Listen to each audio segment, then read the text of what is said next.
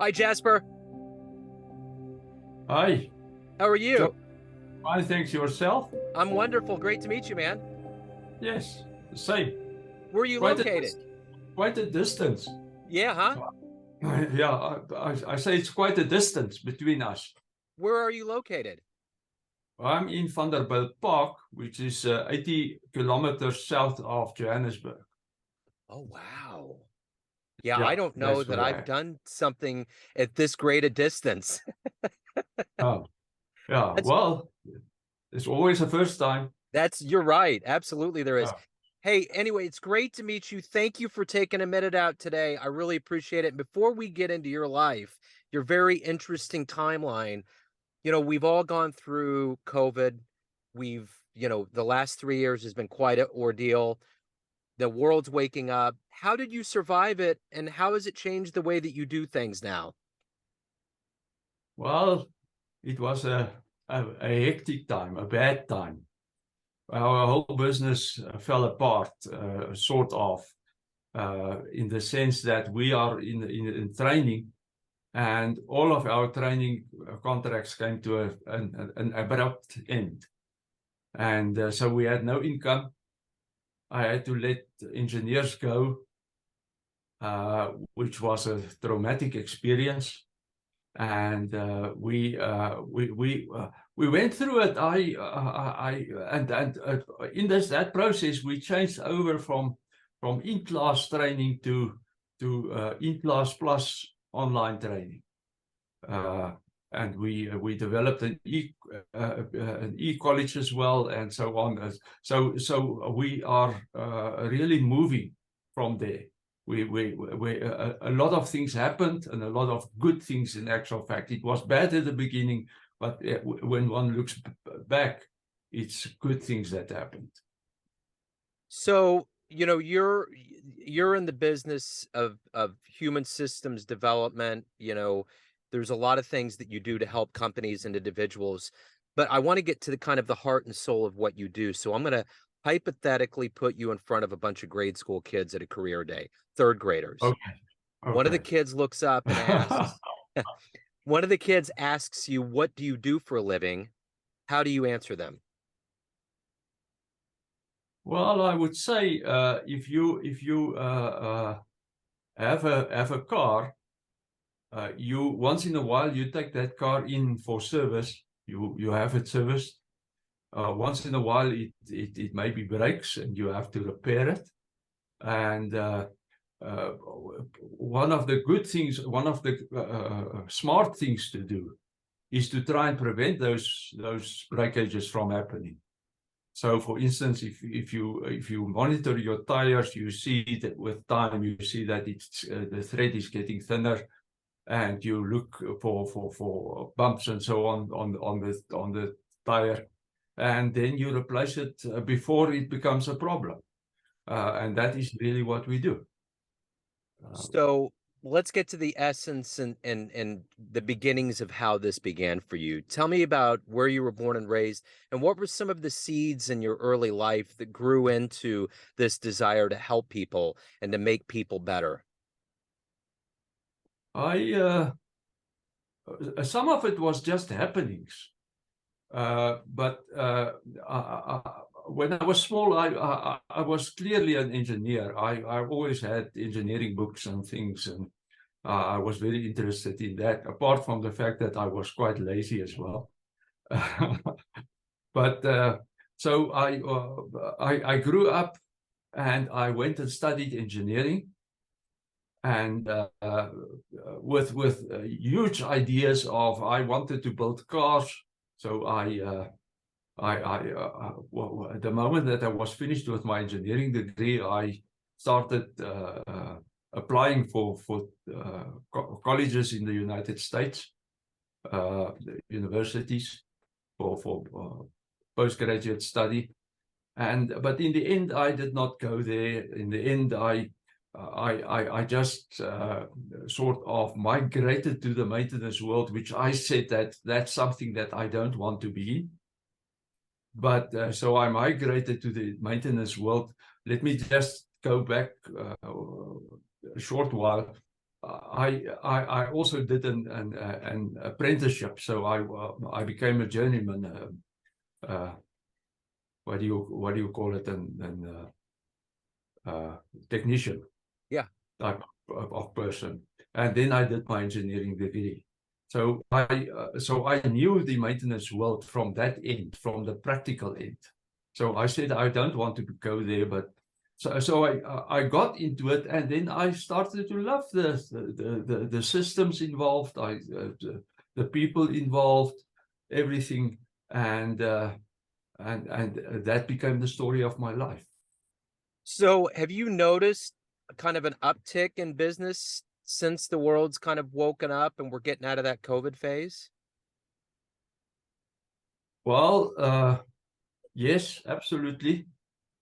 In our country, we sit with a government that is not at a very high level. So there are certain things which goes downward, but in the practical arena, in the private arena, we are really growing, and we're growing quite well.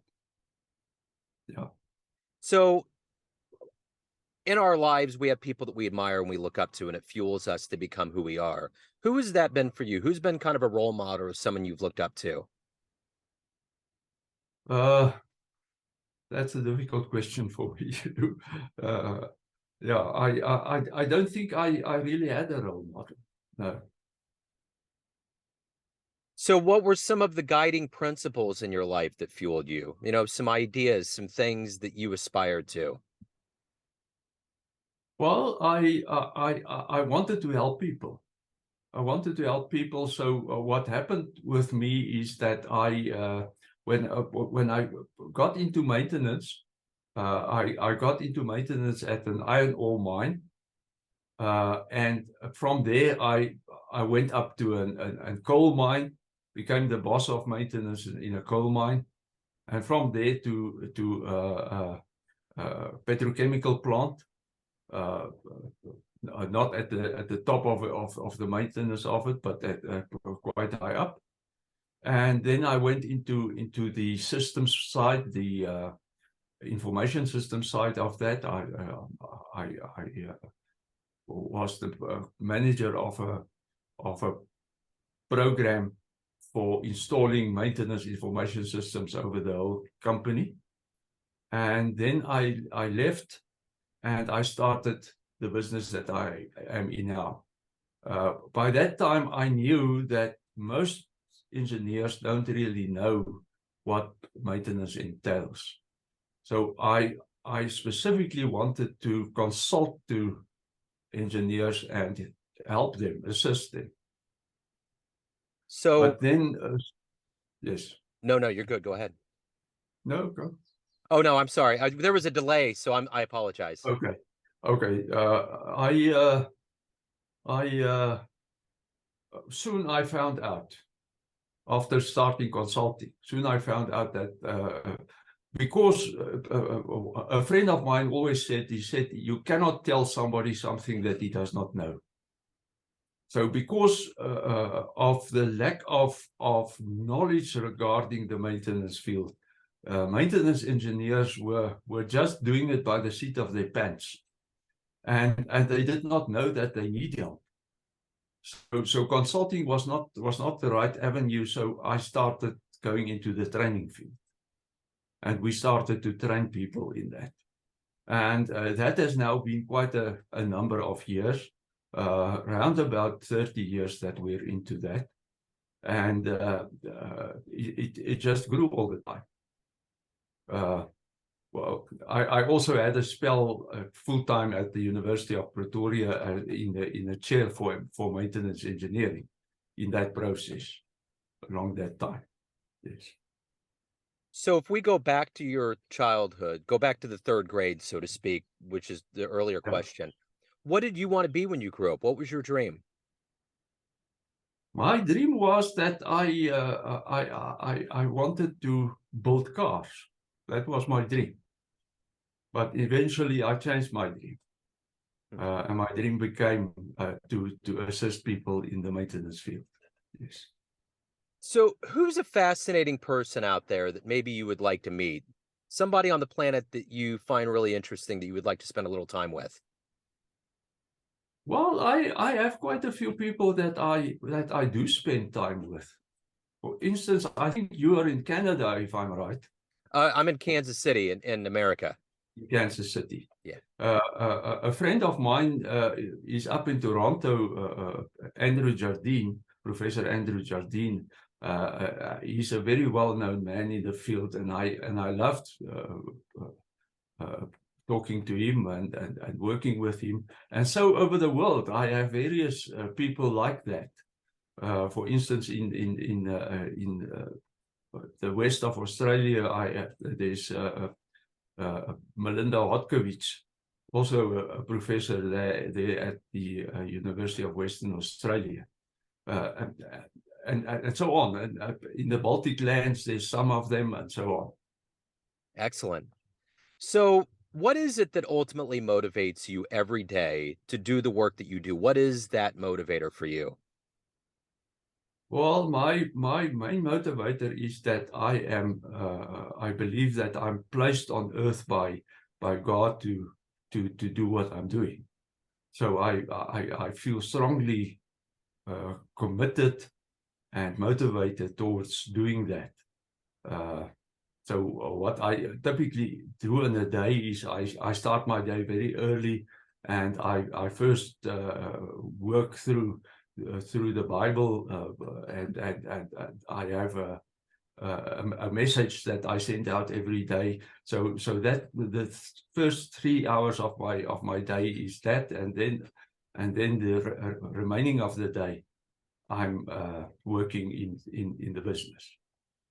But the two things together makes for it that I'm absolutely motivated, Excellent. and yeah, and everything must be top quality, and there's no second types of things that we do.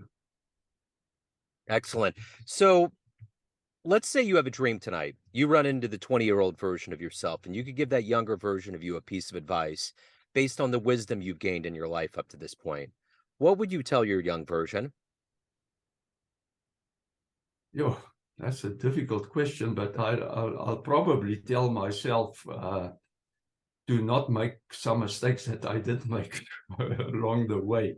Uh, uh, I, I, I think the one thing that I would do is I would uh, make sure that my 20-year-old self met my wife that I have now, which I only met much later. And she's the love of my life, and she is really the pillar of my life as well. So that's one thing that I would have done. I would have said not to waste so much time on side issues, but rather focus on the important things. But of course it's difficult because at that point in time you don't know what you know now. That's Uh, true. yeah, It's true. So, of yeah. all of the things that you've done and accomplished in your life, what are you the proudest of? What am I the proudest of? Uh, well, the college that we started, the materials that we developed. I mean, we have 23 courses, we have 6 diplomas, and so on, and most of that is my handiwork. So I'm very proud of that. I'm very proud. I've written 2 textbooks in the field, which is widely used. So that's the things that I'm proud of. I'm proud of the knowledge that I've created and the knowledge that we are giving out, uh, helping people. So, what's been one of the best success stories that you've ever been involved with? Best client response, fan letter, so to speak? Well, we had an consultation project in the middle 2010s, and we built an organization which had a very bad maintenance department. We helped them in achieving top success, and that was a wonderful experience to have. Uh, And subsequently, when COVID struck, one of the things that I did not say is one of the outcomes of the COVID pandemic was that I enrolled for a business accelerator with Dent Global, which is a sort of a learning process that you go through for a year, where they coach you to help you to build your business towards better success. And that was also an excellent outcome of that. And in that process, we decided that we will take our experience of building organizations in the maintenance field and assisting maintenance bosses to build their organizations. We've decided to make a program like the Dent Global program for assisting them, and we're still busy building on that. I'm busy writing a book on that, a business book, and we're documenting all our processes properly, and then we will start a program like that. And there's a lot of interest in the market for that. Yes. So everyone out there has a perception of you, family, friends, clients, colleagues, but you ultimately live your life. What's your perception of you? Who do you think you are? I'm a servant of God. That's the one thing that I think I am. I am a servant of the maintenance fraternity. Yeah, that's what I am. That's great. That's a great answer. Jasper, this has been wonderful. Before we get out of the door here, I want to make sure if anyone wants to get in touch with you, get your books, learn more about your services, where can they go? They can go to let me now think what is the best way. They can search for. You see my logo here, Amtech. Yeah. They can search for Amtech on Facebook or on Google, and but maybe I can give an address or two.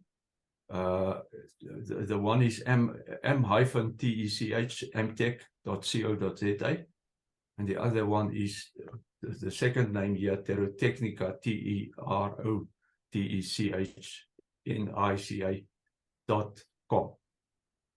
And there they will find everything that they need. Wonderful. I can give telephone numbers also if you want to, but Yeah, whatever you're comfortable with. Yeah, however you want anybody to get in touch with you, it's all good. yeah, they can phone South Africa +27 82 414 0640, and they will get to me. Can I repeat that? +27 82 414 0640, and I would be elated to be of assistance. Excellent. Well, speaking of engineering, this has been quite a feat from Kansas City to where you're at. So we did pretty good. Yes, I think it's perfect. I think it's wonderful, and I feel quite at home because I've ran a lot around the Americas. Excellent. So yes. Well, it's been great to meet you. Thank you for opening up your story. Best of luck with everything. Yeah, and thank you for your time. Thank you for having me. I'm very glad that I was here. Absolutely.